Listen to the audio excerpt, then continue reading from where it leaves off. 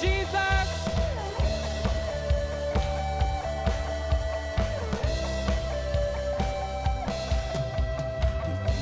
Lord, our God and King, His love endures forever. For He is good, He's above all things. His love endures forever. Sing praise, sing praise. With a mighty hand and outstretched arm, His love endures forever. For the life that's been reborn, His love endures forever. Sing praise, sing praise, sing praise, sing praise. Forever God is faithful, forever God is strong, forever God is with us, forever. From the rising to the setting sun, His love endures forever. By the grace of God we will carry on. His love endures forever. Sing praise, sing praise, sing praise, sing praise. Forever God is faithful, forever God is strong, forever God is with us, forever. Forever God is faithful, forever God is strong, forever God is with us, forever.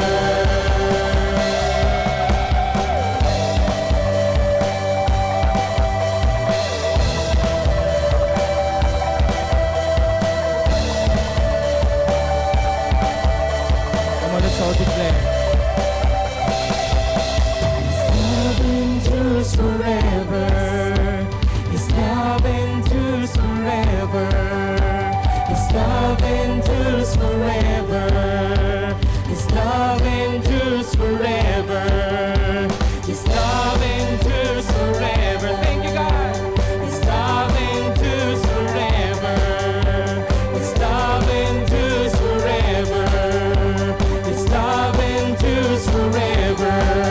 Sing praise, sing praise, sing praise, sing praise.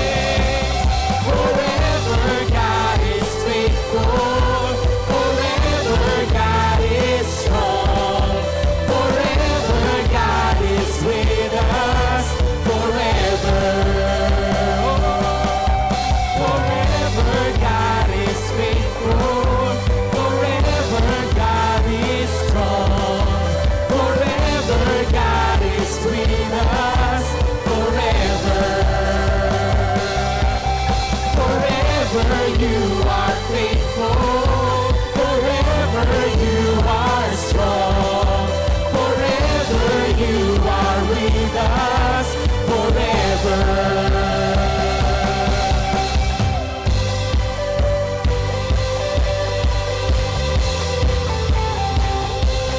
Come on, don't you need to praise God?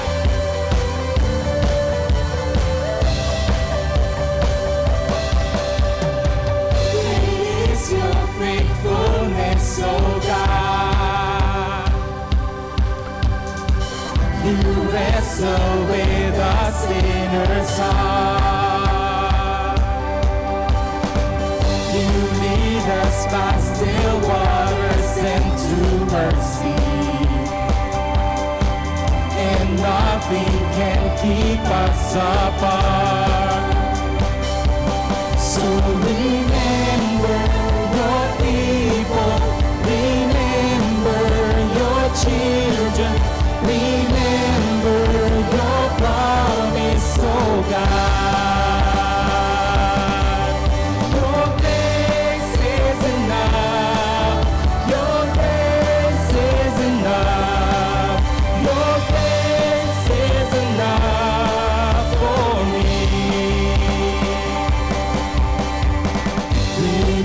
your love and justice, God.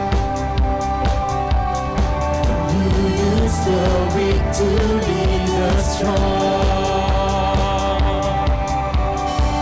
You lead us in the song of your salvation. And all your people sing along. So remember your people, remember your children, remember your promise, oh God. This is enough.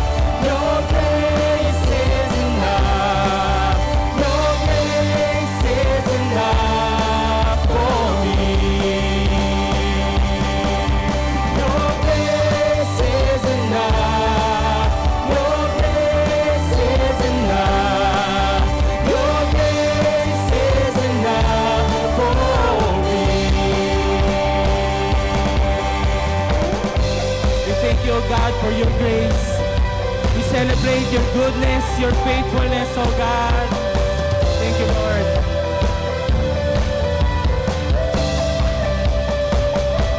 So remember your people, remember your children, remember your promise, oh God. So remember your people, remember your children, remember your promise, oh God.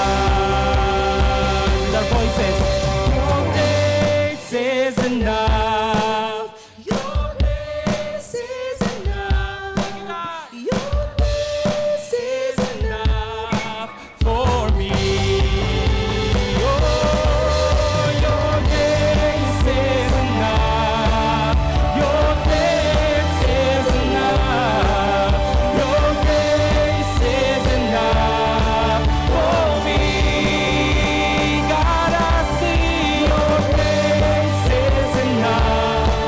God reaching down to us. Your grace is enough for me.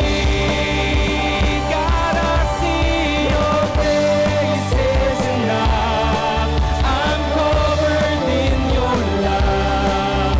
Your grace is enough for me. For me.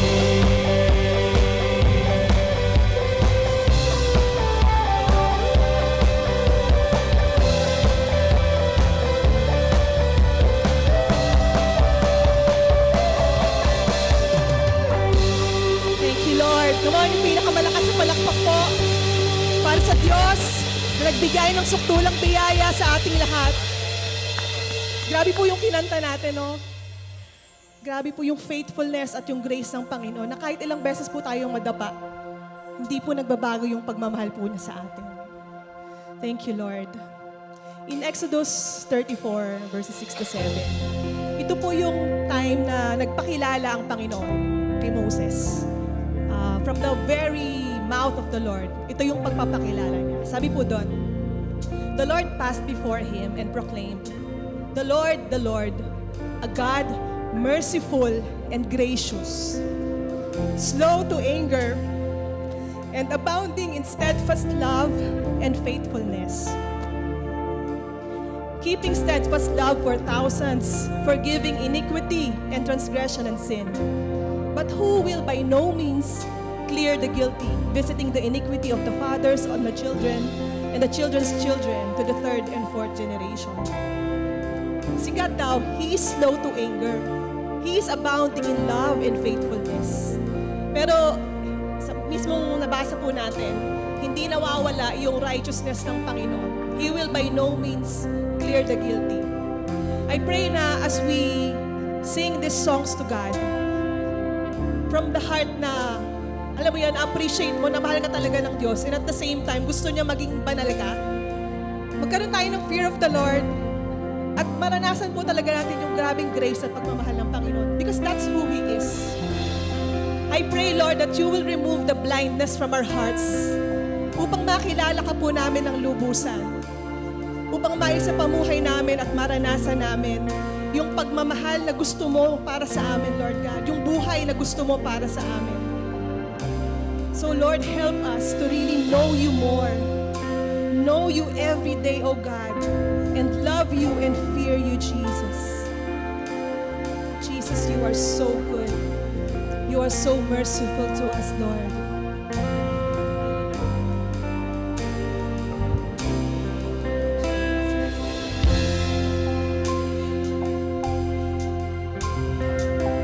We worship you. We will sing of your goodness. We will sing of who you are, God, our beautiful Savior.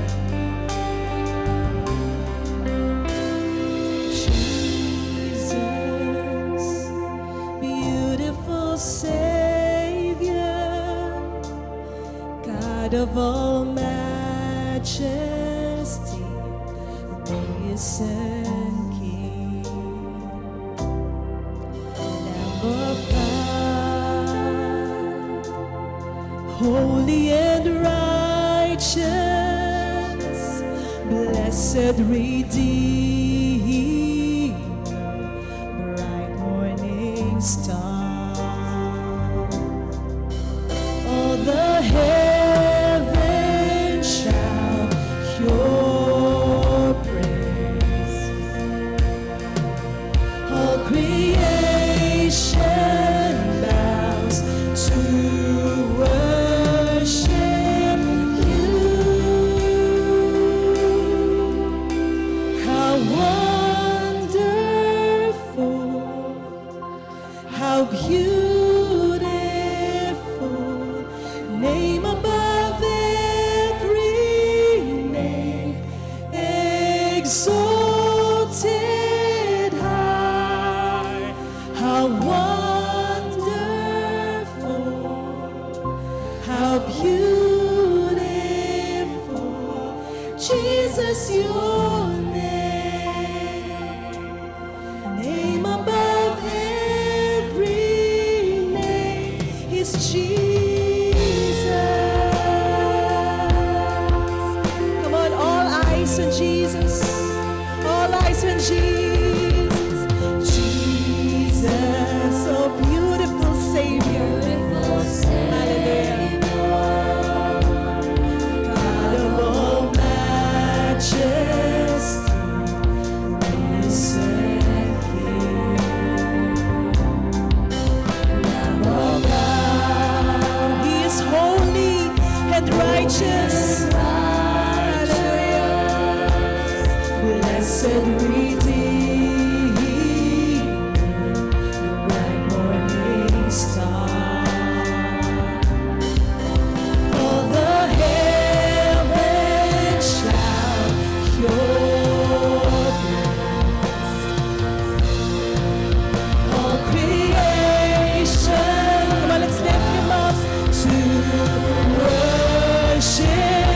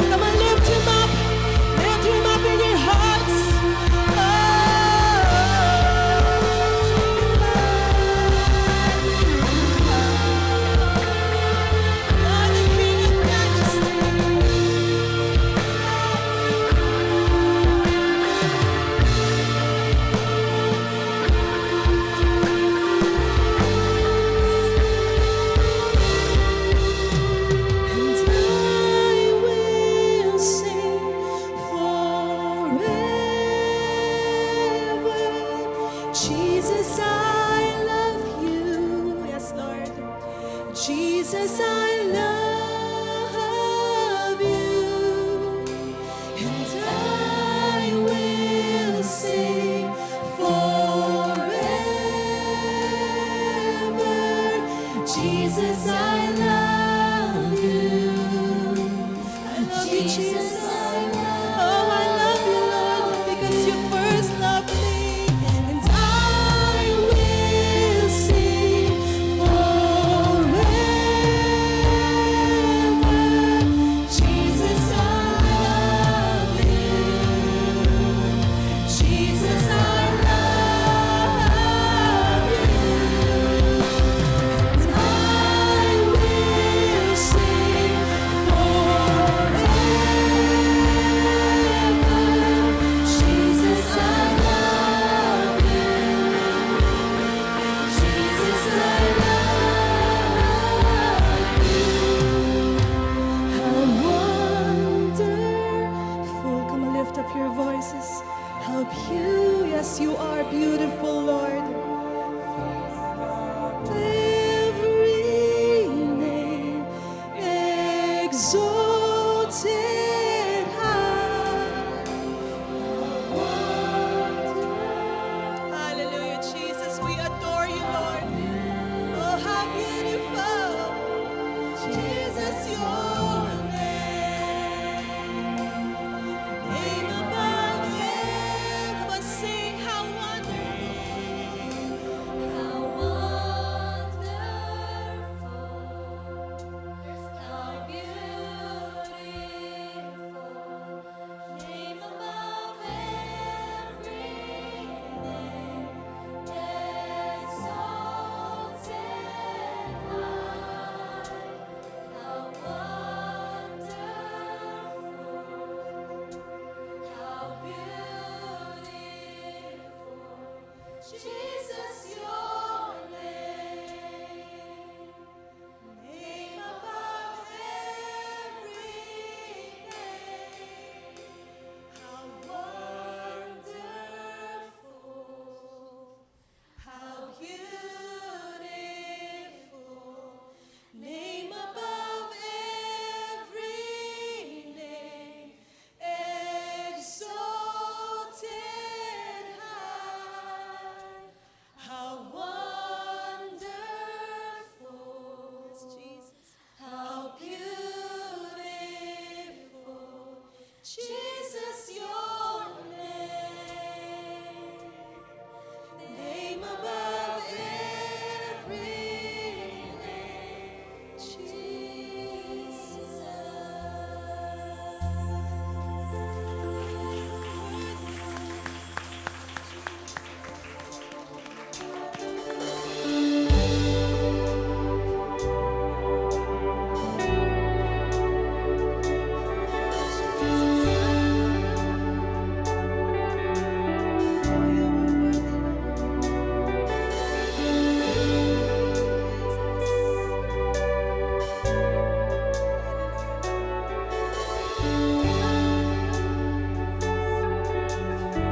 It's all about you, Lord. Oh, it's all about you, Jesus. Your name alone will lift up, Jesus.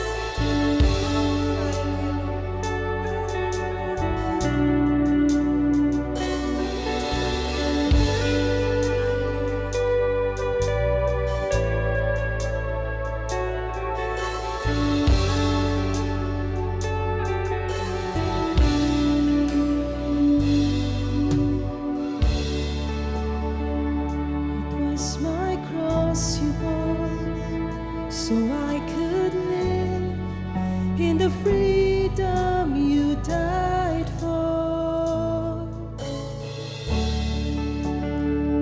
And now my life is yours, and I will sing of your goodness forevermore.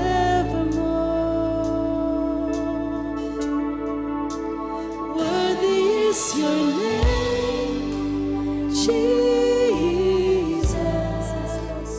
You deserve the praise.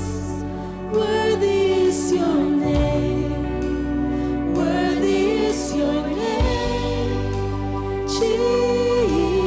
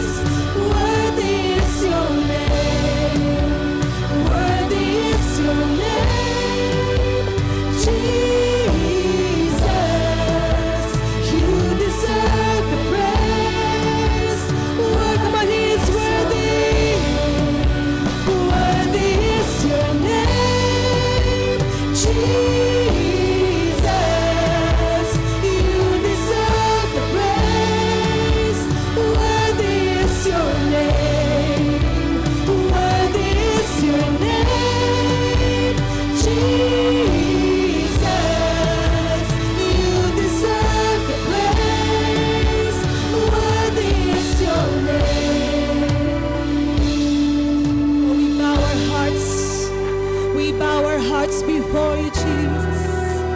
Oh, we lift you up alone. You stand alone as our God. Come on, let's lift him up. Let's exalt him. His rightful place in all creation. He is above everything, above your fears, above your joys. He is above everything. Hallelujah. Oh, we lift your name up, Jesus. Walang papantay sa'yo, Panginoon. Hallelujah, Jesus. Oh, be exalted now in the heavens as your glory fills this place. You alone deserve our praise. You're the name above all names. Be exalted now in the heavens. Come on, lift him up. You alone deserve our praise. You're the name above all names. Be exalted now in the heavens as your glory fills this place. You alone deserve our praise. You're the name above all names. Be exalted now in the heavens as your glory fills this place. You alone deserve our praise. You're the name above all names. Be exalted now in the heavens as your glory fills this place. You alone deserve our praise. It's the name above all names. Be exalted now in the heavens as your glory fills this place. You alone deserve our praise. You're the name above all names.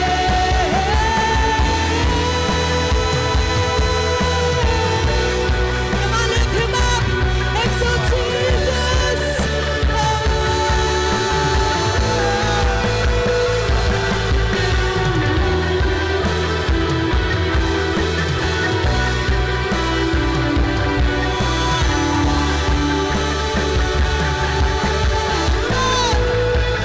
Worthy is your name, Jesus. You deserve the praise. Worthy is, come on, would you louder voice? Worthy is your name, Jesus. You deserve the praise. Worthy is your, He is worthy. Worthy is your name, Jesus. You deserve the praise. Worthy is your name. Worthy is your name, Jesus. You deserve. Come on, let's lift up our hands to Jesus, for He is worthy. Worthy is your name, Jesus. You deserve the praise. Worthy is your name. Worthy is your name, Jesus. You deserve the praise. Worthy is your name.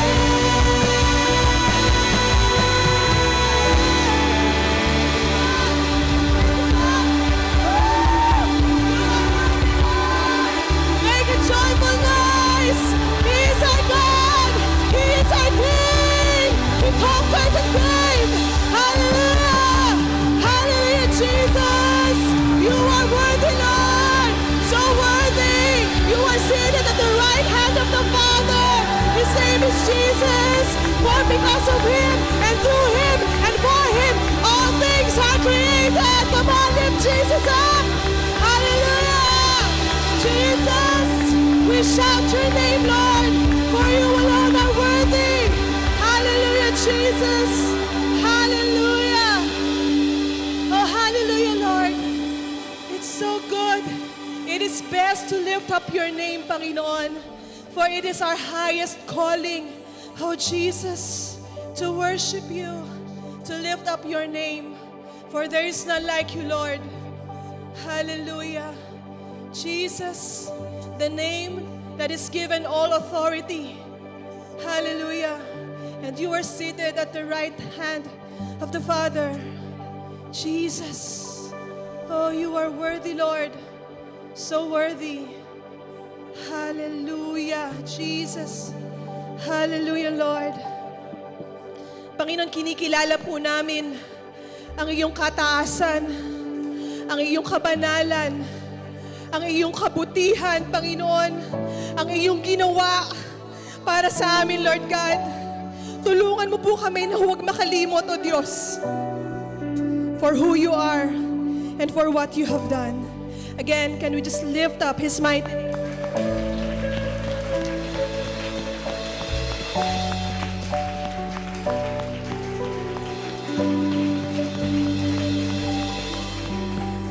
Let us remain standing and give God our 7-second praise.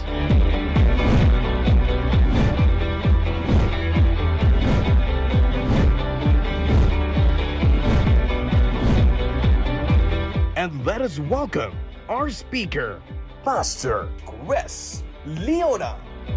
Oh! Wow. Worthy is the name. Amen? Worthy. Kwento lang mabilis. One time, sa Mandaluyong, meron kaming walk-in, no? Walk-in.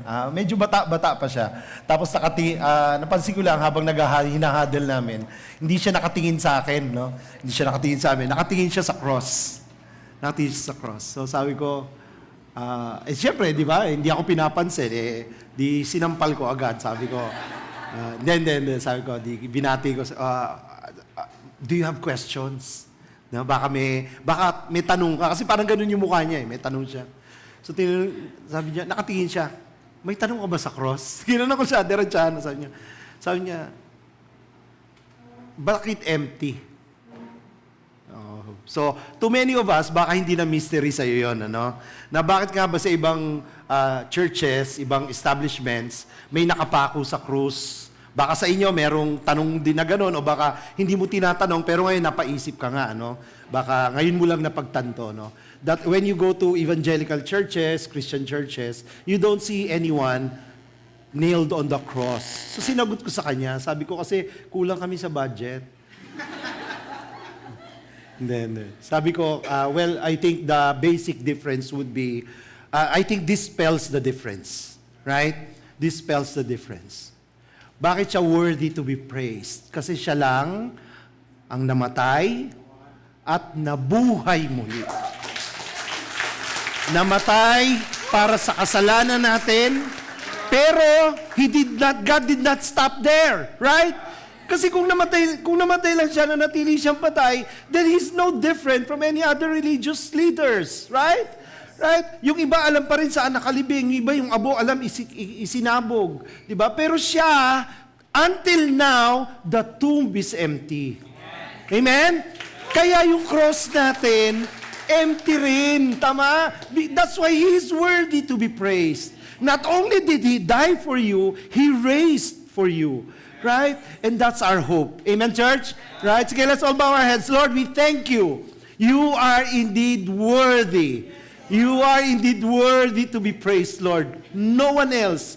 Above all else, Lord, you are worthy. Kaya, Lord, tama lang, Lord. Tama lang na buong araw na to. Ikaw lang, pangalan mo lang ang maitaas, Panginoon. So, Lord, will you just take over this place? Lord, will you just fill us with your holy presence? Holy Spirit, will you move mightily into every person right now, Lord God? Touch every heart, Lord. I-ready mo na po kami sa pagsalo sa salita mo, Lord God. Such that, paglabas namin, we will never be the same, Lord. Thank you, Lord. Be praised, be glorified in Jesus' name. Amen. Amen. Upo na po tayo.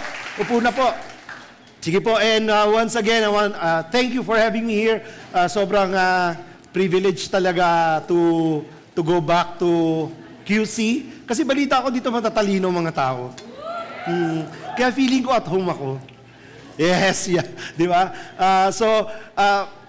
But I want to start with the word, okay? I always do. Not the Word, kasi the Word is the Word of God, right? The only Word that has the power to transform.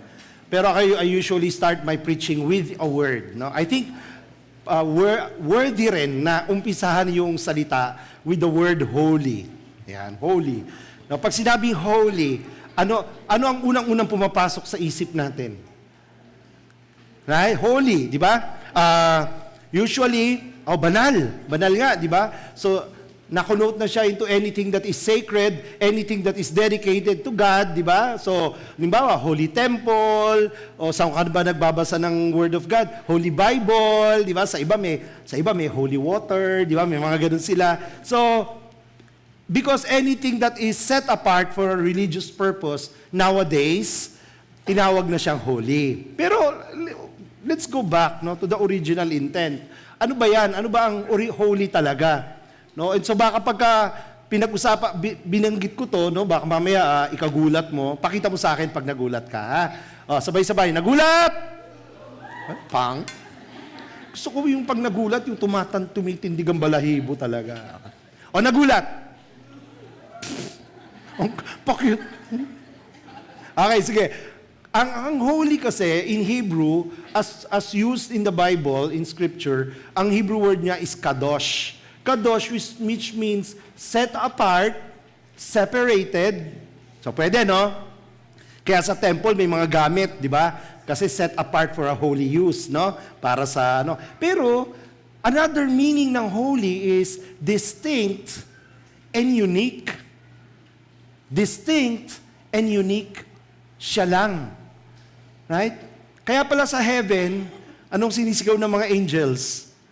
Holy. Pero hindi lang isang beses. Pertaining to God, He is holy, holy, holy. And God is indeed distinct. The creator of life, the creator of universe, the creator of every person you see inside this room. No one else can create something out of nothing. Tama ba? No matter how people try. Nowadays, no, sa scientific advancement, no, tinatry nila. But always, man will always fall short kasi ang kaya lang naman talaga natin to create something out of something. But only God, pakisabi, only God.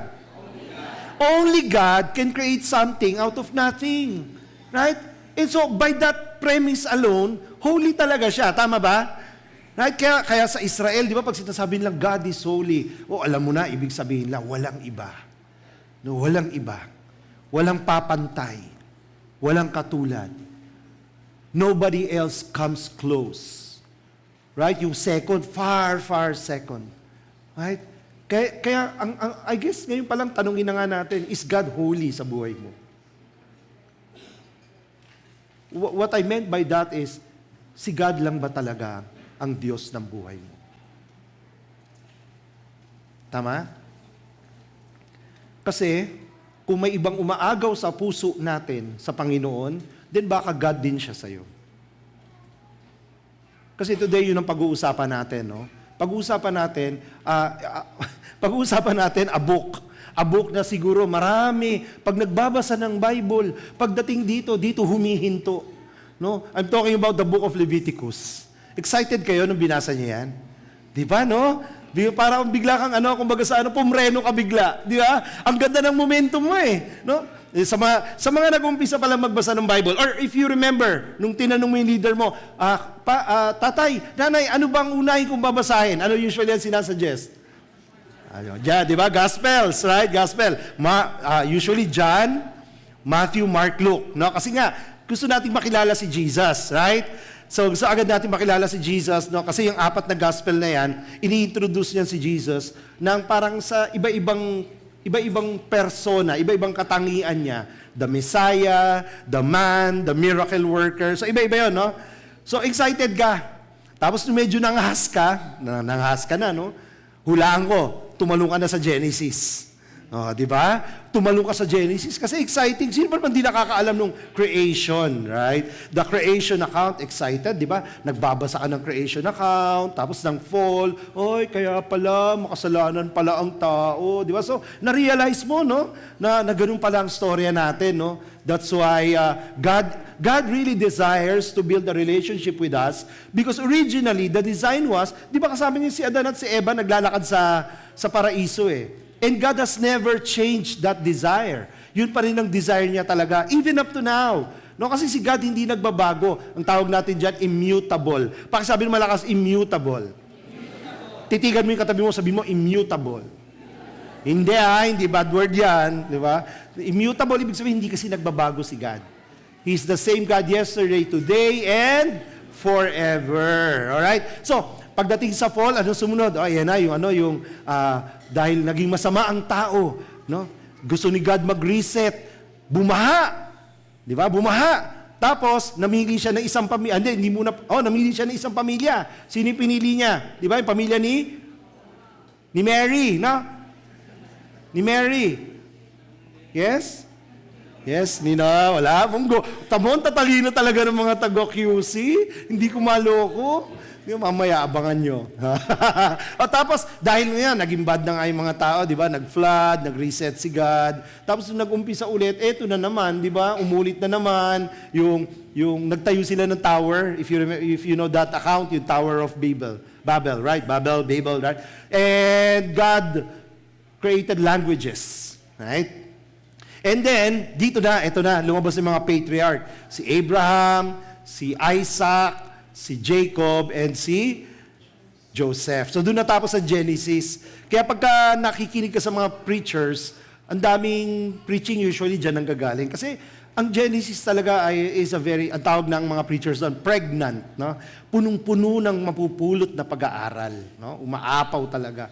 Kaya marami ka maririnig. Pero equally exciting din naman yung pangalawa, di ba? Yung Exodus. Ito nga, action-packed nga ito eh. Di ba? So, nakilala natin si Moses, no? Tapos, later on, after many years, no? Nagpunta siya sa desert, na nakita niya si Lord, no? Through the burning bush experience. No? The bush that is on fire but is never consumed. Tapos, ano yung sumunod? Ayan na. Nung pinabalik siya ni God sa Egypt para sagipin ang mga Israelita, ayaw pakawalan ng Pharaoh, dumating yung 10 plagues. Right? So, dyan nag-umpisa ang tagyawat, dyan nag-umpisa ang breakout, di ba? Hindi. Mas malala pa dyan, di ba? Mas malala pa. So, 10 plagues. Tapos, nakalabas na nga sila. O anong pinaka-iconic pagdating sa Exodus?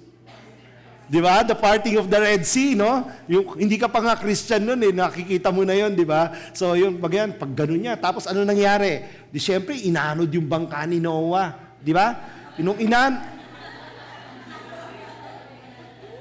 Ang talino nyo talaga. Sa iba, nagkiklik yun eh. Oh, grabe itong QC boys. Oh, girls. Sige na nga. Sige na. Wala nang ganun. Wala nang joke. Yun, joke yun. So ito na, nagparting ng Red Sea, tapos, ayan na, they wandered in the desert. Right? Yung wilderness wandering. Yung akala ng iba, napakalayo nung pupuntahan, pero ilang days lang daw pala eh, no? 14 days lang yung journey. No? For 11 to 14 days, sabi ng mga nag-aral. Pero they wandered in the desert for 40 years. Imagine. O di ba, kaya ang dami nakaka-relate dyan. Di ba yung kaya pala ganun ang buhay ko. Paikot-ikot lang, walang nangyayari. Yun, ang tawag doon, wilderness wandering. Yan. And then, umakyat na si Moses sa Mount Sinai. Eto na si God. God made a covenant with the Israelites. He made a covenant. Yun nga lang, as soon as the covenant was made, pagbaba ni Moses, eto na, sumasamba na naman sila sa Diyos-Diyosan. Pasaway talaga no? Parang yung katabi mo lang. Di ba? Sabihin mo sa kanya, parang ikaw. Eto na.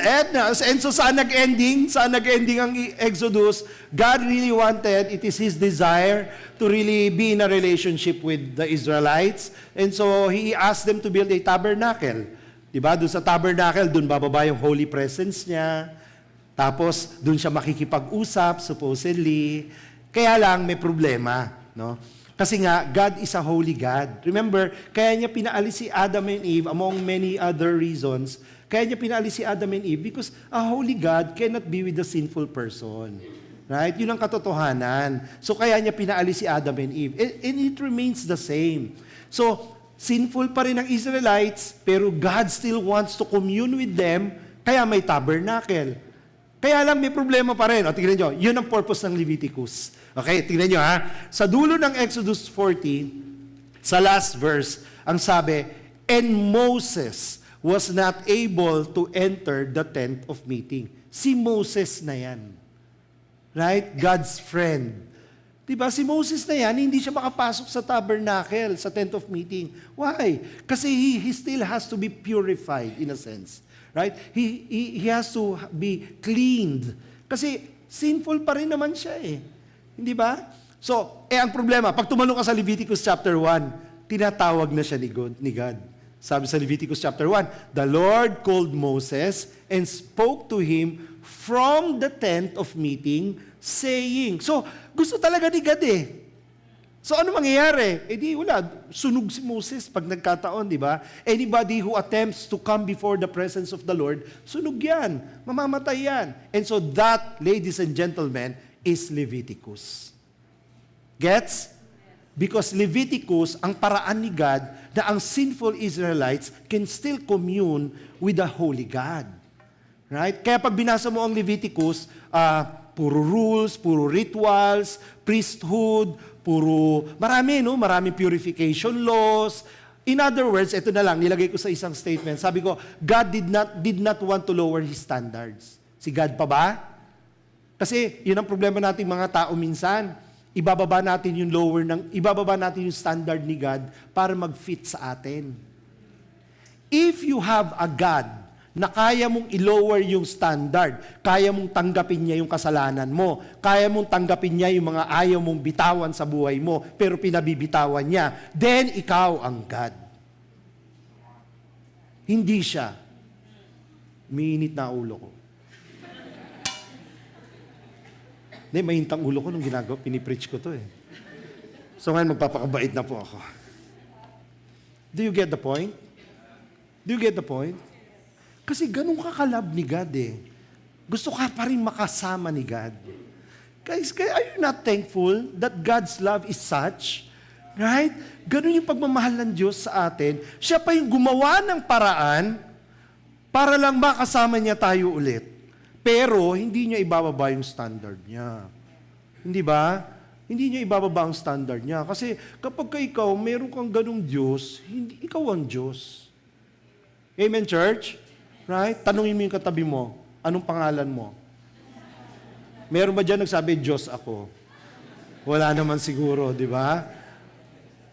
So, God did not lower His standards to be with the Israelites. Instead, He gave them a way. Pakisabi, a way.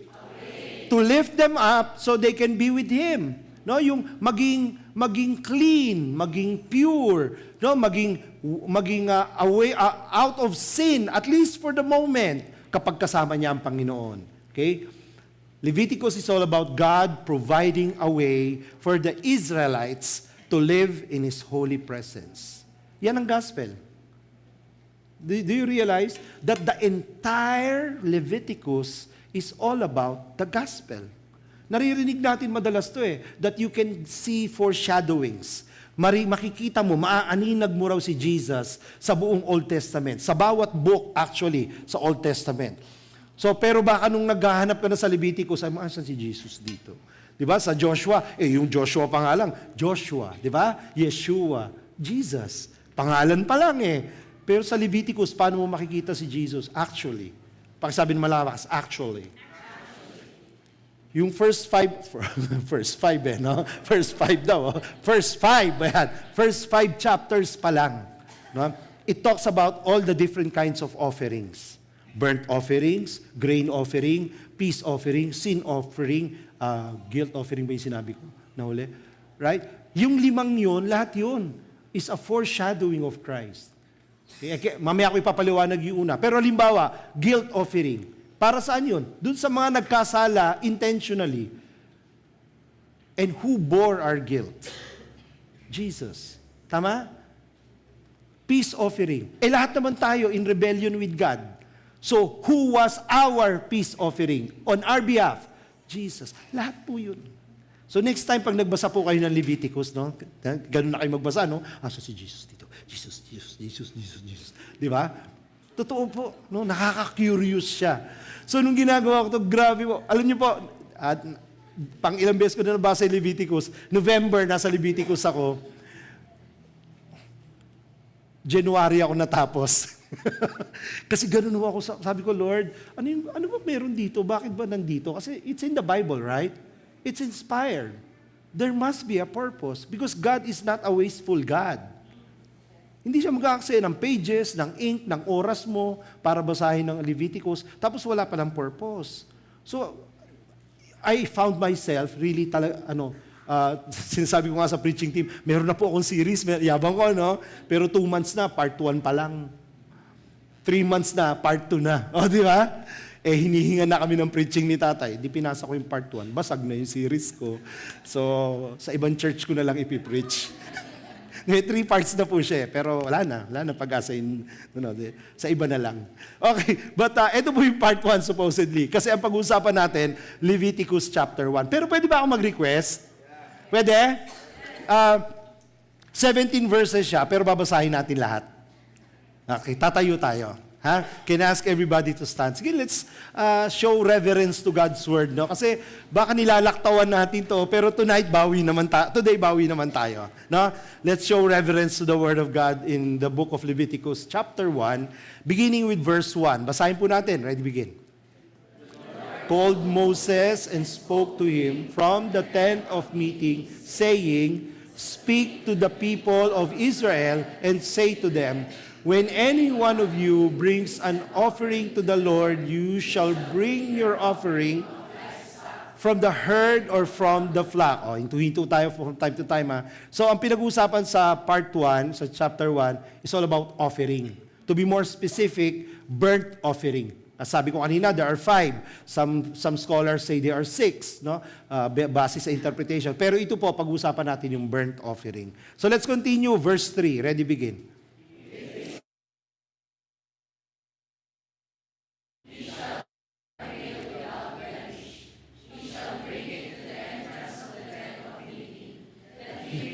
Accepted before the Lord. He shall lay his hands on the head of the burnt offering, and it shall be accepted for him to make atonement for him. Then he shall kill the bull before the Lord, and Aaron's son, the priest, shall bring the blood and throw the blood against the sides of the altar that is at the entrance of the tent of meeting. Then he shall flay the burnt offering and cut it into pieces, and the sons of Aaron the priest shall put fire on the altar and arrange wood on the fire.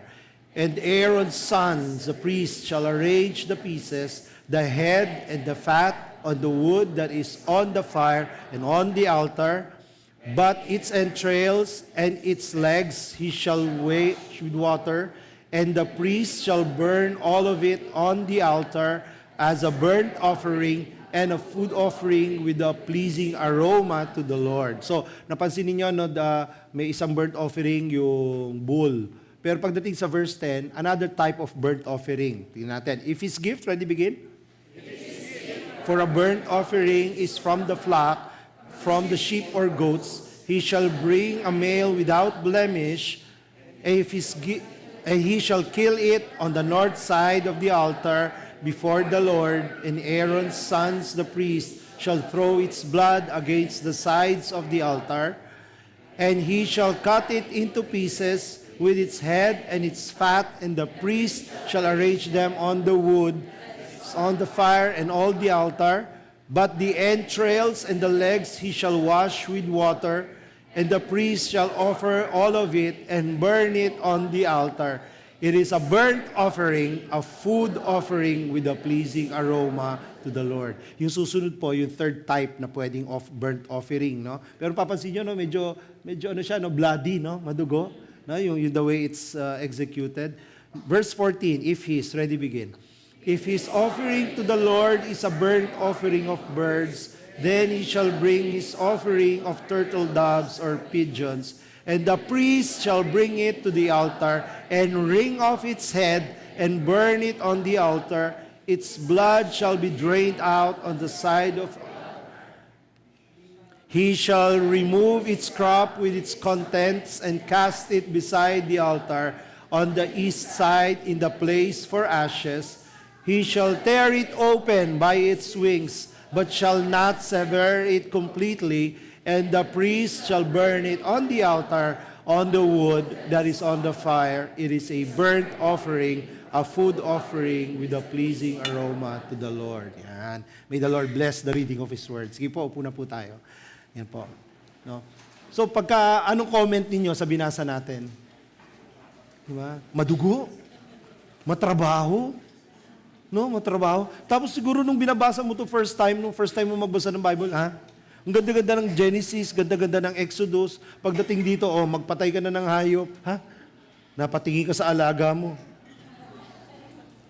Di ba? Ang alaga mo isda, nasa aquarium. Paano yun? Wala ako nito. Di ba? Pero curiously, no? Of course, obviously, God intended, may purpose bakit siya nandyan. Tama? No? Itong chapter 1, what is this? It's all about burnt offering. What is distinct? What is distinct about burnt offerings and all the other offerings? Sa burnt offerings po, walang ititira. Walang ititira. Sa pakisabi, lahat. Lahat. Yun ang isang distinct sa kanya, no? Walang ititira at lahat gagawa nito. Lahat gagawa. So, ibig sabihin, ano yung tsura ng Israel nung time na yun sa kapatagan ng Mount Sinai? Di ba? Umaga, magbe-burnt offering. Gabi, magbe-burnt offering. Pag Sabat, magbe-burnt offering. Lahat sila magbe-burnt offering. Grabe, no? Can you imagine kung gaano ka-tedious? Right? Tapos ikaw yung kakatay, ha? Ikaw ang papatay. Tapos bibigay mo sa priest. Siya yung maghahati-hati. Pero ikaw ang papatay. Araw-araw gigilit ka. Di ba? Can you imagine? Right? What does it signify? Well, burnt offerings are very profound symbols. Maraming ibig sabihin siya, no? Pero burnt offerings are very profound symbols of worship. No? Very profound yan, no? Bakit? Kasi dahil lahat, ibig sabihin, sanay tayo pag nag-worship ka, kanta ka, aawitan mo ang Panginoon. Tama, no? Mag-worship ka, hindi ka lang kumakanta, may inaawitan ka. Di ba yun ang sinasabi natin, no? Pag nagpe-praise and worship tayo. Pero this time, iba sila. Yung worship nila, may dala sila. Nakuha niyo?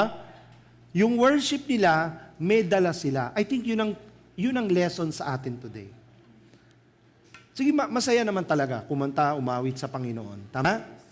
Masayang magpuri sa Diyos. At gusto niya yon. Mabango sa pananaw ng Panginoon. Kaya sabi rito, with a pleasing aroma to the Lord. No, pag umaakyat sa kalangitan yung pagsamba natin, ang description dyan ng Scripture, naaamoy ng Diyos. Di ba? Kaya siguro doon yung pagpupunta ka rito, bagong ligo ka. Tingnan niyo yung katabi niyo. Yan, di ba?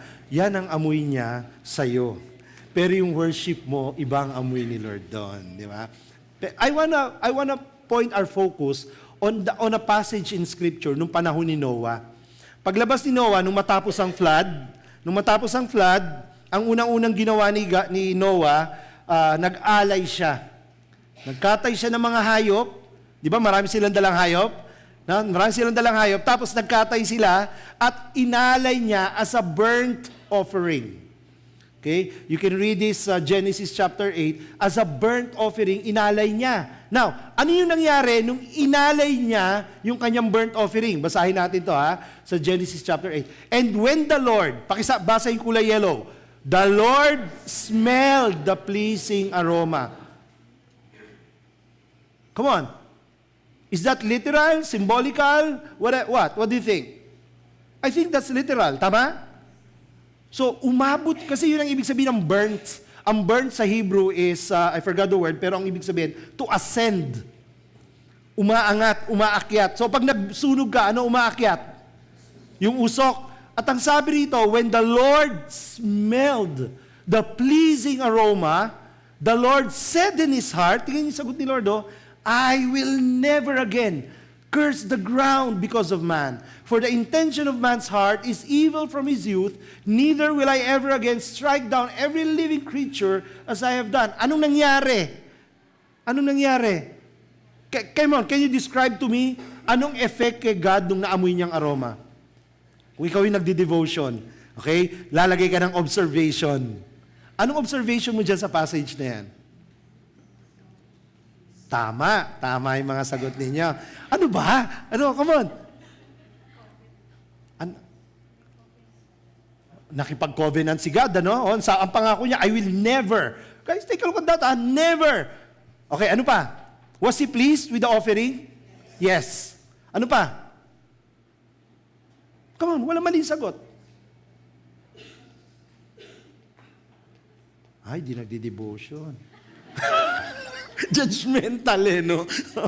Hindi, seriously, ano observation nyo? Tama bang i-assume natin, base sa binasa natin?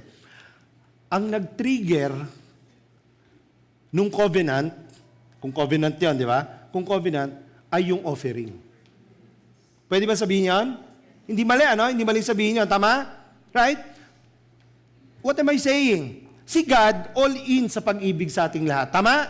Pantay-pantay ang pag-ibig niya sa atin. Tama ba? Jesus died for everyone. Right? Even the sinners. Even people from other walks of life. Right? Jesus died for everybody. Pero, you can attract the favor of God with your offering. Right? Because God is not changing. Kung na-attract niya yung favor, na-attract ni Noah yung favor ni God, dahil sa offering niya, I believe God is still the same today. So ang tanong ko, sa worship mo ngayon, ano yung dala mo? Right? Maganda mag-worship. Masaya si God pag naririnig niya yung worship natin. Right? Kasi He's worthy. Tama lang papurihan siya. Pero iba siguro yung magpupuri ka, may dala ka. Tama ba? Iba siguro yung magpupuri, Lord, anong pwede kong dalhin? Yun ang matututunan natin today. So, habang pinabasa ko, sabi ko, oo nga, napakasimple. Napakasimple nung chapter 1. Pero tignan nyo to, mga tinuro sa atin ng burnt offerings. Na pagpupunta pala tayo, yes, maganda mag-worship, maganda mag-praise, pero baka maganda rin, may baong ka. Right? Baka maganda rin, may baong ka. Kasi yung baon mo, hindi naman siguro i-reject ni God yung worship mo kung wala. Tama ba? Hindi i-reject ni God yung worship mo kung wala kang dala. Pero katulad ng reaction niya kay Noah, I believe this may attract the favor of the Lord. Hindi ba? So tingnan natin Number 1, it is expensive. Bakit ko nasabing expensive? Tingnan nyo naman. Di ba? Tingnan mo, sabi rin sa verse 2, when any one of you, when? Ano ibig sabihin ng when? It is expected. Alright? Hindi siya seasonal. It is expected. Expected of who? Expected of you. Right? Ibig sabihin, bawat isa sa atin, exclusive, meron kang offer. Pwede kang mag-offer. Right? Ang burnt offering kasi, ang pinagkaiba niya sa guilt offering at sin offering, ang burnt offering, ino-offer, maraming purpose siya. Isa sa purpose niya is, baka lang nagkasala ka nang hindi mo alam. No? Siyempre, sino ba rito hindi nagkakasala katulad ko? Come on, taas ang kamay. Ako lang? Tamaan ako ng kidlat dito. No? Come on, lahat ba tayo nagkakasala? In fact, sigurado ka nagkakasala ka, pero hindi ka lang sigurado kung ano. Tama ba ang sabihin yan? Yan ang isa sa purpose ng burnt offering. Kasi sure sila, malamang nagkakasala naman sila. So ang gagawin nila, para lang sigurado. Di ba? Kasi lalapit ka kay God paano kung meron nga, hindi mo lang alam? O hindi may burnt offering. Meron sa umaga, meron sa gabi, every Sabbath meron, every special occasion meron, every person. Kaya siya expected and exclusive. Now, can you imagine? Every day, mag-o-offering ka. Right? Every day, mag-o-offer ka. I think pwede nga eh. Bakit? Kasi, everyday naman nagkakasala tayo eh. Bakit hindi pag lumapit ka at mag-worship, ang i-offer mo agad? Lord, repentance. Kung sakali lang. Di ba si Job? Remember Job? Right? Si Job? Mayroon siyang 10 anak, tapos nag-o-offer siya ng burnt offerings. If you take a look at that sa Job, nag-o-offer siya ng burnt offerings para on behalf of his children, baka lang. Sabi niya rin sa word baka lang. Kaya baka yung ino-offer niya eh. Hindi nasabi doon kung ano, no? Baka lang, nagkakasala sila. Kaya burnt offering. Now, is this making sense? Oh, come on. Ikaw ba, baka lang, nagkasala ka? Wow, yung iba hindi sumagot. Perfect. Come on. Baka lang, nagkakasala ka? Yes. So, pwede bang pag-worship mo ulit mamaya as we close? Lord, kung ano man po yung kasalanan ko, search my heart. That's your offering. Right? Yun yung offering mo mamaya pag nag-closing song tayo. Diba, Lord, hindi ko alam. Pero kung meron kang alam, why not? Diba? So ngayon lang, nakaschedule na mamaya as we expected na sa'yo. Amen, church? Right? O, sabi mo sa katabi mo, tingin sa katabi, sabi mo, magsisi ka na. Sabi mo sa nagsabi sa'yo, mauna ka. Diba? So it's expected, it's exclusive, dagdagan pa natin Dagdagan pa natin. Bakit expensive? Kasi sabi rito, a male without blemish. Yung pinakamaganda at walang, ano ba yung blemish? Wangi, depekto, no? Kasi para ang babaw pag dungis lang no? Di ba? Dumi lang no? For example, bawal yung may pilay, no? Kahit nga hindi physical defect. Halimbawa, ibon. Hindi ko alam kung may nag-aalaga ba sa inyo ng kalapati rito. Alam mo yung term na naglulugon? Ay, naglalagas ng balahibo, di ba? Lalo na pag bata pa. Baka naglulugon. O kaya may sipon. Di ba? Minsan nagsisipon ng ibon eh. Bawal yun. Right? Pag hindi pantay ang sungay, bawal yun. O may mga ganun. Hindi pantay ang kulay. Bawal yun. Kailangan kasi siya perfect. In other words, amongst all your flock, siya yung excellent. Hindi lang siya expected, hindi lang siya exclusive. It must be excellent. Guys, that's how expensive it is. Di ba? Ano ba yung mahalaga sa'yo na ayaw mong bitawan?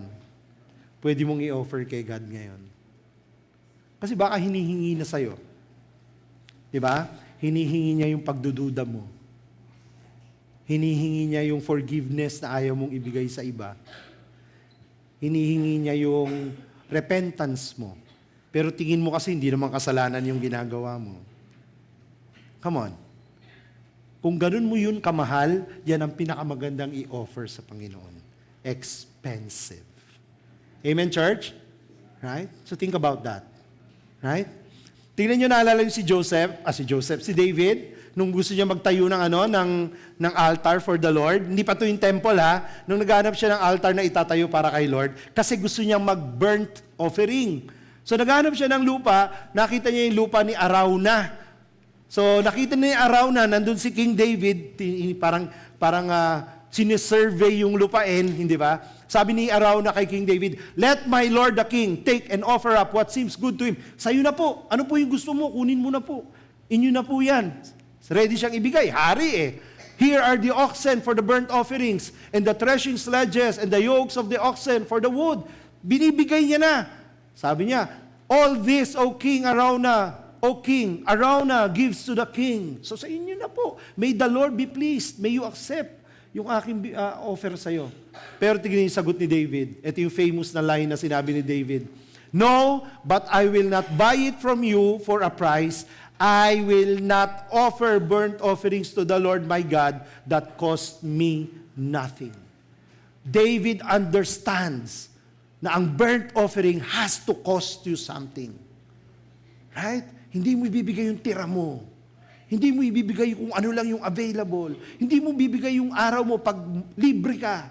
No, you set aside your Sunday. Hindi ako sa inyo galit, ha? Galit ako dun sa wala rito. Okay? You set aside your Sunday. Why? Yung laba, itabi mo. Di ba? Yung pahinga, mamayang gabi. Bakit? Kasi yun yung cost. Yun yung kabayaran eh.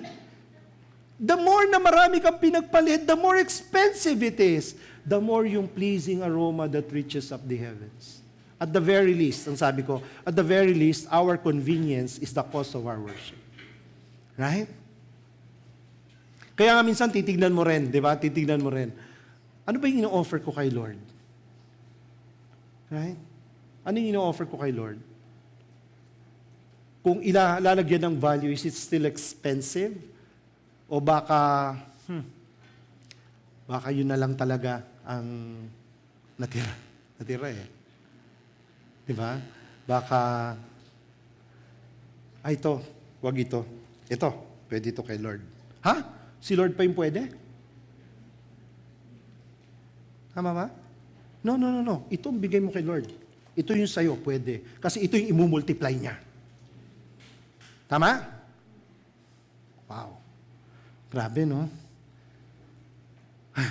Kaya mahirap. Mahirap talaga sumunod. Amen, church? Amen. Kaya nga sabi ni Jesus, di ba? Anyone who comes after me, you need to carry your cross. Mabigat yung cross, kapatid. Mabigat. Pero, sino sa inyo may pinagpe-pray?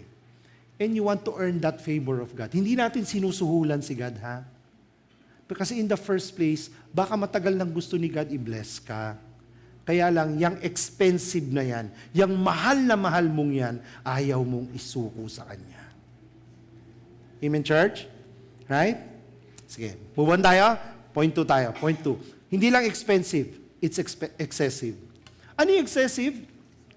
Sobra-sobra. Di ba? Sobra ka na. Di ba yung ganun?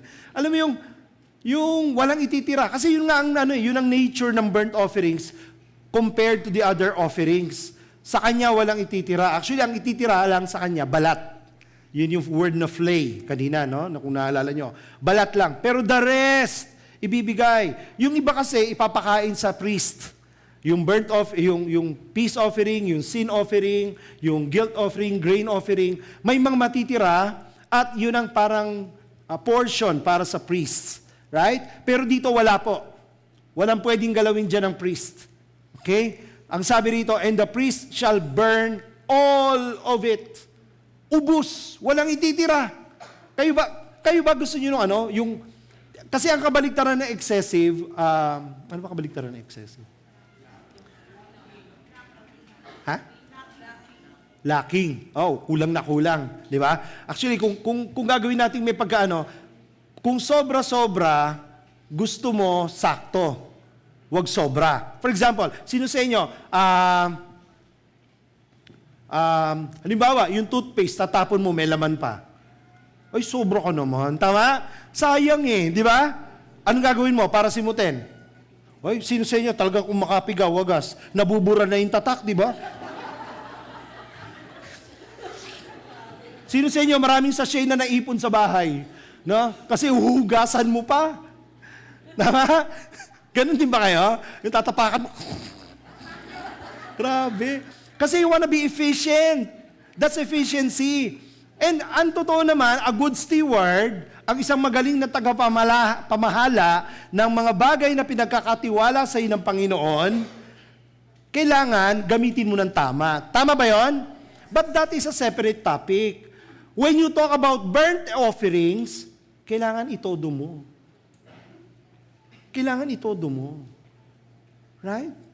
Wala kang ititira. Yung talagang, halimbawa gagawin mo, no? I don't wanna, wala akong maisip na ibang example. Sige, pero again po, yung pagpagod ka na, pero itotodo mo pa. No, yung naubos ka ng 2 araw. Sino yung kasama ko nung nakaraang 2 araw? Di ba? Nakasama ko sa magpipreach ka pa ng linggo. Pero sabi ko, gusto ko, totodo ko eh. Yung gusto ko, pag uwi ko sa bahay, ubus ako. Di ba? wag mong tipirin si God. Wag mong kwentahan si God. Come on. Right? Lord, walang matitira sa akin. Si God pa ba magkukulang sa'yo?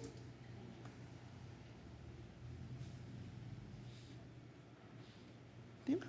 Kasi guys, we're talking about burnt offerings. Sa ibang topic, baka iba ang direksyon ng usapan natin. Pero dahil burnt offerings ang pinag-uusapan natin, ang pinag-uusapan natin ito, ibigay mo yung lahat para sa Diyos. Right? Huwag ka magtira. Right? Kung nung binigay mo yung buhay mo sa Kanya, sabi mo, Lord, ibig sabihin, papasakop mo yung buong buhay mo. Ibig sabihin, pati itong kasalanan na to, isusuko mo. Right? Yung ibig sabihin, pati finances mo, Kanya. Ibig sabihin, pati relationships mo, Kanya. Right? Lahat Kanya. Amen, church? Wow.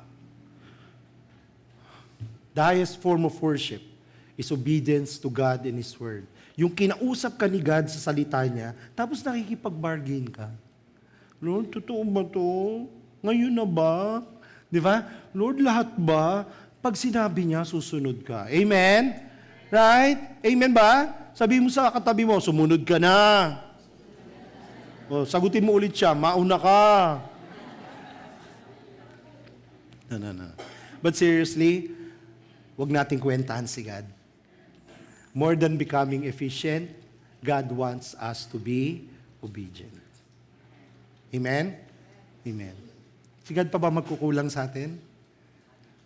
You cannot outgive God. Tama? Right? Yung ibinigay mo, baka ibalik niya many times over, or baka ang ibabalik niya yung higit na kailangan mo. Right? Baka ang ibabalik niya yung hindi mo alam kailangan mo, pero yun pala talaga yung para sa'yo. Because God knows you better than you know yourself. Is that true? Right? Magugulat ka. Bakit ito? Ito pinagpe-pray ko. Ang hindi mo alam, ito pala is preparation for your next level. Hindi mo alam, ito palang binigay niya sa'yo is preparation for your promotion. Right? Or yung binigay niya sa'yo is preparation for the next challenges ahead. Right? Kaya come on. Let's be excessive. Mamaya pag nag-pray tayo, pag nag-closing song tayo, nagpe-pray ka kay God, and nagpe-praise ka, ano yung offering na pwede mong isama na, Lord, sige na nga, dati, hinahati ko pa bago ko bigay sa'yo. Ngayon, Lord, sa'yo na lahat. Lord, dati tinatago ko pa sa'yo to. Pero ngayon, Lord, alam mo naman to eh. Sige na, Lord, sa'yo na rin po.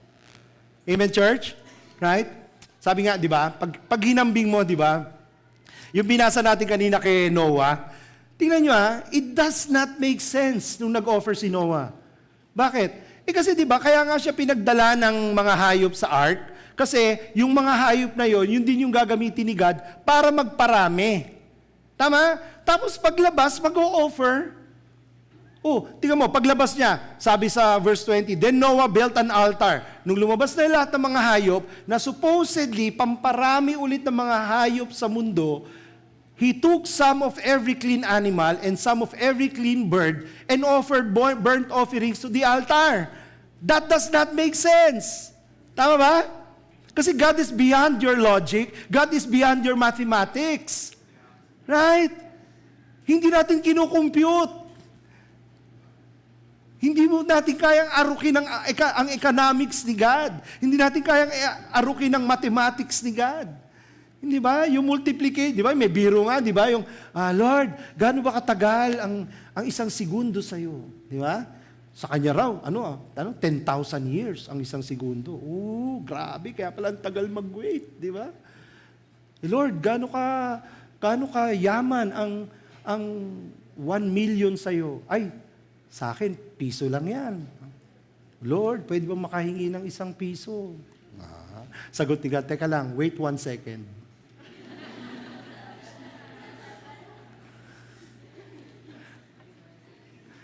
Di ba? Kasi nga ano siya? Come on, sino sa inyo namamangha pag kumikilos si Lord, hindi mo maipaliwanag? Nakaranas na ba kayo ng ganon?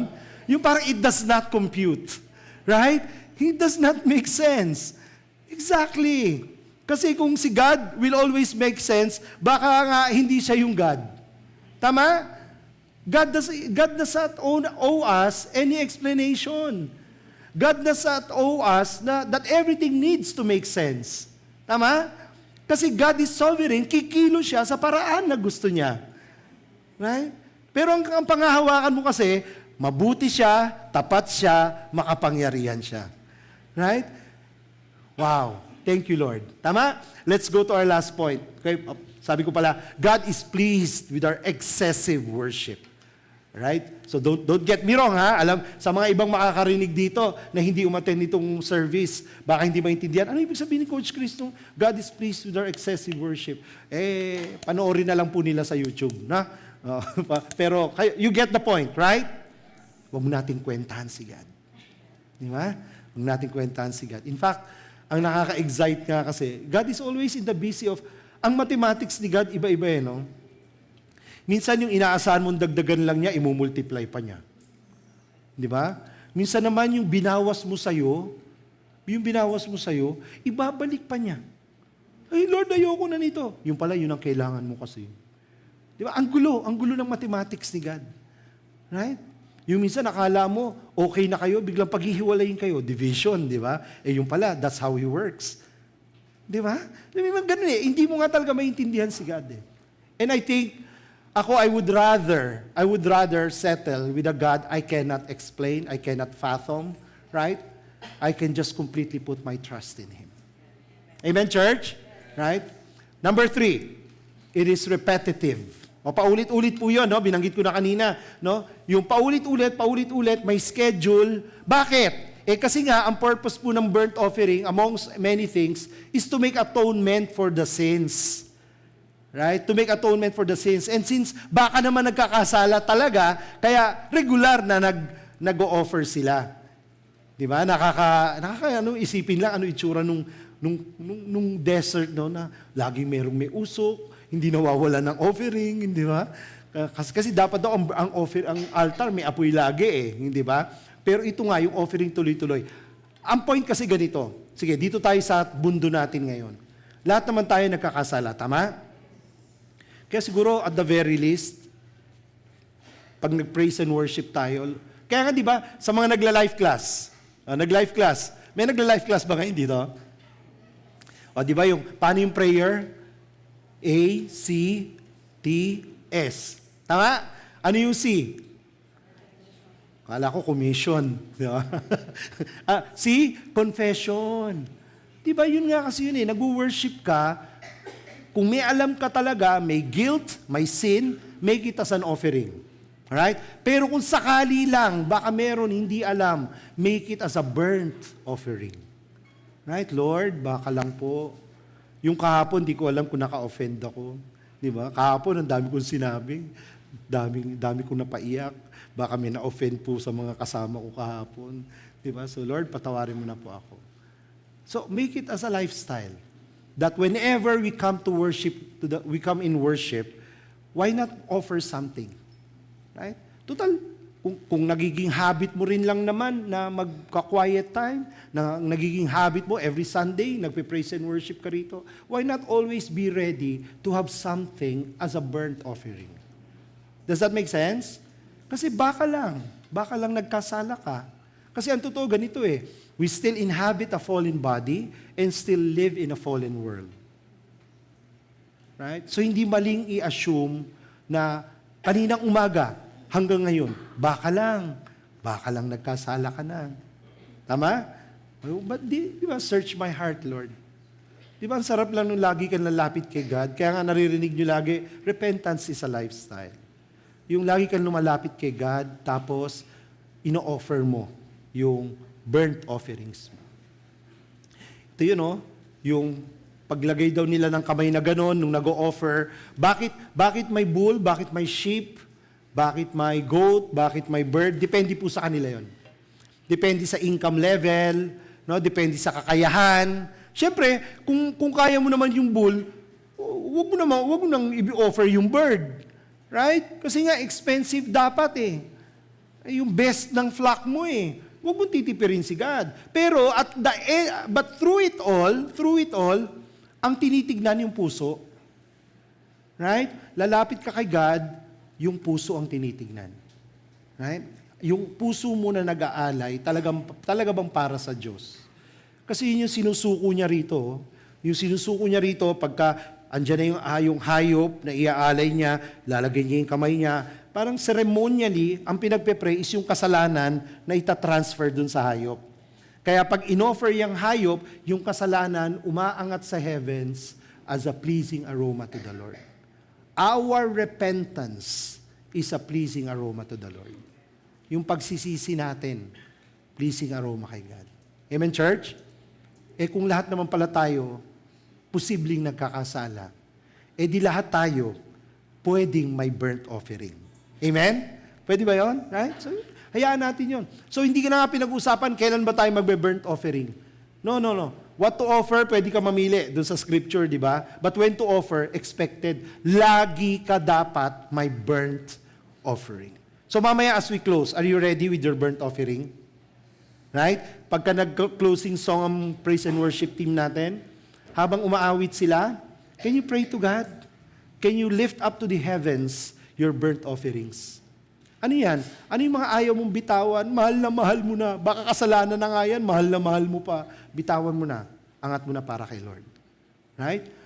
Baka mayroong mga bagay na kailangang i-release sa Panginoon. Right? Iangat mo na sa Diyos. Or baka pwede ka rin gumawa ng covenant kay God. Right? Iangat mo sa Diyos.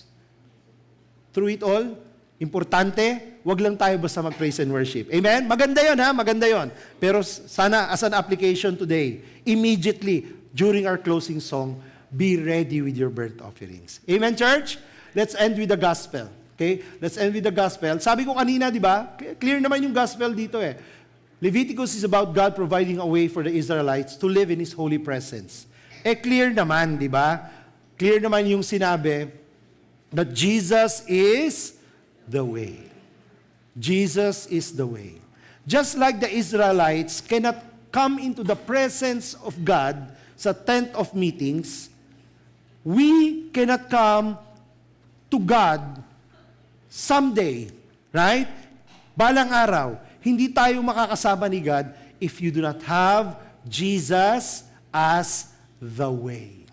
In other words, kung wala ka pang relationship kay Jesus. Kung meron po tayong bisita rito, baka itong sinasabi ko po, baka parang bago sa'yo, or baka parang naguguluhan ka, please ask the person who invited you, ha? We want to make sure na paglabas mo po rito, kilala mo na si Jesus as the way, tingnan niyo yung kasunod, ha? As the way to the Father. Pakisabi na malakas, no one comes to the Father except. Pakisabi malakas, except through Jesus. So kung meron po tayong bisita rito, desire ni God kasi that someday makasama niya pa rin tayo. Tama? Kaya po yun yung John 3:16. Oh. For God so loved the world, He gave His only begotten Son. No? Inisip na ni God, someday gusto ko pa rin kayong makasama. Pero anong paraan na ginawa niya? The way is Jesus. You receive Jesus as your Lord and Savior. Then you can come to the Father. Right? Pero kung mapapansin po ninyo, no, siguro isang layer ng gospel na pag-usapan natin dito is yung word na flay, nung binalatan yung mga hayop, di ba? As a burnt offering. No, parang ano yan no? Parang sa Psalm 22, pinrophesy si Jesus na huhubaran siya. Tama? Huhubaran siya. Yung hayop, tinanggalan ng balat. Si Jesus, huhubaran. Prophecy yan. Pero na-fulfill yan sa John 19. Right? Yung crucifixion account, na kasi ang totoo po, baka hindi alam ng marami, there is a big possibility na hubot-hubad si Jesus when He was hanging on the cross. Yung nakikita ng iba na nakabalot pa siya, hindi nga eh. Yun nga yung pinaglabanan eh. Yun nga yung pinagsugalan ng mga ng mga soldiers eh. Right? Kasi nga, the cross is the ultimate humiliation.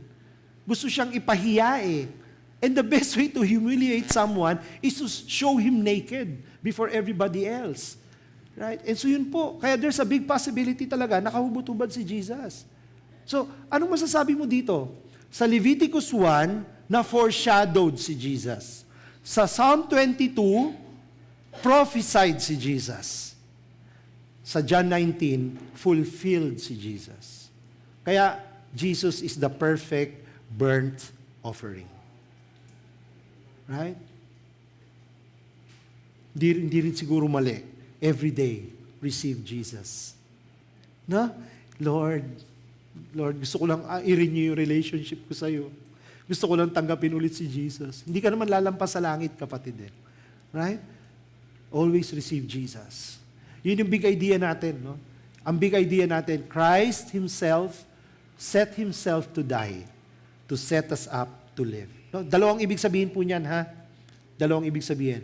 John 3:16 at John 10:10. You know John 10:10, di ba? John 3:16, that whosoever believes in Jesus will be with the Father sa eternity. Tama? John 3:16. Ano yung John 10:10? Sabi ni Jesus, I came so that you may have life in abundance. Ibig sabihin, when He says, set us up to live in eternity with the Lord, but live abundantly on earth. That's a relationship with Jesus, the one who died for you, the one who is worthy to be praised. Amen? Tayo tayong lahat. Tayo po tayo. Okay. Let's pray. Lord, we thank you.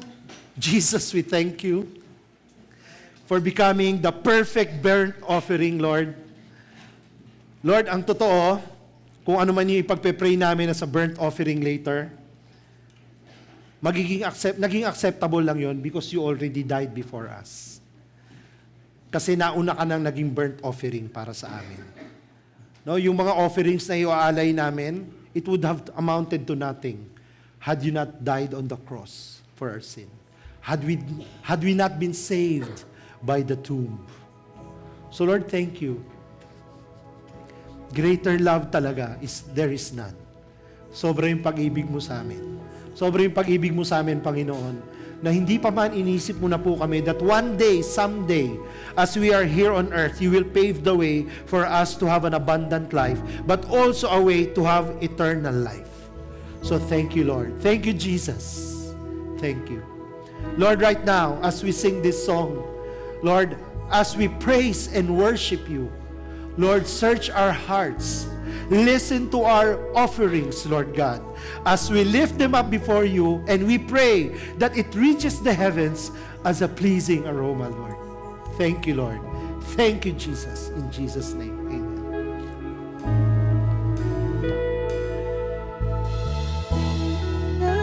Night and day, let incense arise. Day and night and day, let incense arise. Day and night and day, let incense arise. Day and night and day, let incense arise. Day and night and day, let incense arise.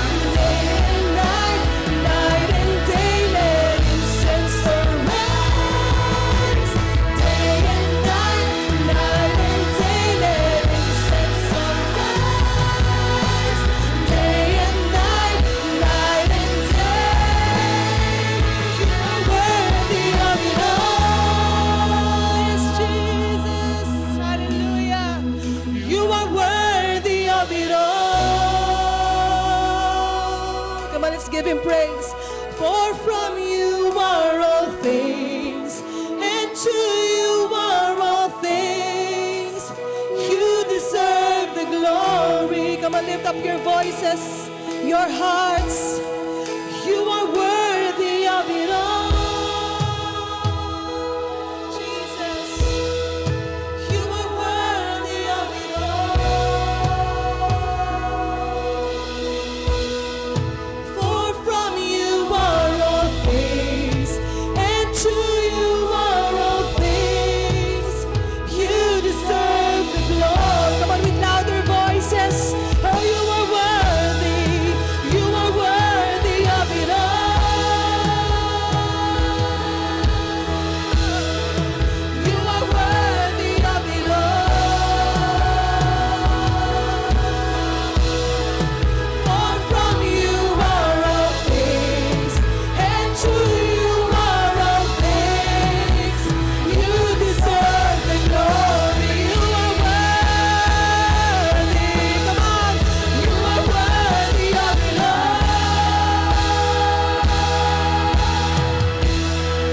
You are worthy of it all. For from you are all things, and to you are all things. You deserve the glory. For from you are all things, and to you are all things. You deserve the glory. For from you are all things, and to you are all things. You deserve the glory. Amen. Amen. Amen. So church, did you send a burnt offering to the Lord? I pray that you did. All right?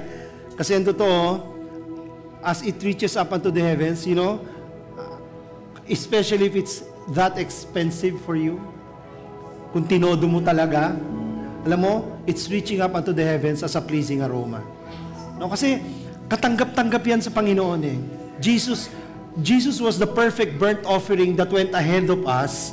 That's why yung iaangat mo sa Diyos, katanggap-tanggap sa Kanya. So, make it a habit. No? Make it a habit every time you worship. No, bring something. Bring something. No? Yung Lord, ano pa kaya yung alay ko ngayong araw na to? Habang umaawit ako, Lord, ano kaya yung pwede kong ialay? Ano kaya yung nasa akin that will reach unto the heavens as a pleasing aroma, Lord? Right? Kasi, imagine a life na yung sinabi nga sa John 10:10, di ba? Yung abundant life. Pero sometimes, ang nakakapigil pala sa atin, yung mga bagay na ayaw nating bitawan. Yung mga bagay na ayaw nating iangat sa Panginoon. So go ahead. Let's make it a lifestyle to offer burnt offerings to the Lord. Amen, church? Sige po, buksan natin ang ating mga kamay. Give me the pleasure of blessing you. Kapatid, receive the love of the Father. Receive the grace from the perfect burnt offering, our Lord Jesus Christ, the one who gave it all. Right? Kaya yung mga offering natin ngayon, katanggap-tanggap sa Diyos. Receive that grace. Receive the power from the Holy Spirit that should enable us. No, yung journey natin to a more righteous life, no, to be more Christ-like. Of course, we cannot be perfect, pero alam mo, may kakampi ka eh. May helper ka. Yan ang ministry niya eh. No, tutulungan niya tayo from glory to glory. No, kaya wag mawawala ng pag-asa, kapatid. Ha? Huwag mawawala ng pag-asa. Kasama mo ang banal na Espiritu. Receive the power of the Holy Spirit who is able to transform lives. No, si Jesus nga, siya yung power behind the raising of Jesus eh, di ba? So, yung power na yun will enable you, will carry you through, will power you through. Not on our own account, we will not be able to do it on our own, by ourselves, but through the power of the Holy Spirit. Right? Be the light of the world. No? Marami nangyayari ngayon, ang gulo ng panahon ngayon. Kapatid, ikaw ang ilaw ng mundo. No? sa lahat ng I am ni Jesus, di ba? Isa lang yung sinabi niya na siya yon, pero ikaw din yon. Hindi niya sinabing I am the bread. Sinabi niya I am the bread, pero hindi niya sinabing you are the bread. Sinabi niya I am the door, pero hindi niya sinabing you are the door. Pero nung sinabi ni Jesus na I am the light of the world, sinabi rin niya that you are the light of the world. That you are the salt and light of this world. Right? Ibig sabihin, the more we become more Christ-like, if you want to be Christ-like, we must be a light of the world. Yung ilaw na nakaliliwanag ng madilim na mundo. Huwag yung ilaw na nakakapaso, Yung ilaw na nagbibigay ng warmth, yung ilaw na nakakapagbigay ng liwanag. Kapatid, receive that. Receive that. Si Lord naman ang papurihan natin. Lord, we thank you for all that you have done, for all you have accomplished. Lord, you alone are wise, you alone are eternal and immortal, you alone are invisible. Kaya Lord, you alone are worthy. You alone are worthy to be praised. Kaya tama lang, Lord, ikaw ang papurihan, pasalamatan at itaas. Sa lahat ng nangyari, Lord, tinataas namin pati mga panalangin namin sa pangalan ni Jesus, ang aming tagapagligtas. Lahat kami magsasabi ng isang malakas na Amen. Amen. Thank you, Lord. Thank you, Lord. Thank you, Jesus. Alright, next week we will begin a brand new series, no, sa morning, no, yung Dream Life, it's a story from the book of Job. Okay, Dream Life with Tatay Mans. I think si Tatay Mans, no, dito. So next week, 5-part series po siya. Abangan po ninyo yun, no. Ano bang life ang gusto mo? No, makikita natin yan sa buhay ni Job. Alright? So turn to yung seatmate. Congratulate mo yung seatmate mo. Sabihin mo, congratulations because success begins on Sunday. God bless you everyone. Enjoy your huddle.